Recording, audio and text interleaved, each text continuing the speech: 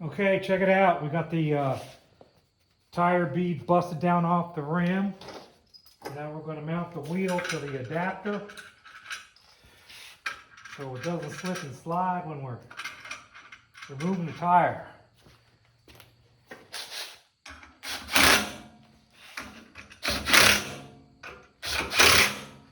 Okie dokie, that's on. Nice tire spoon we got right here. And we stick it in right out there. Give that little push.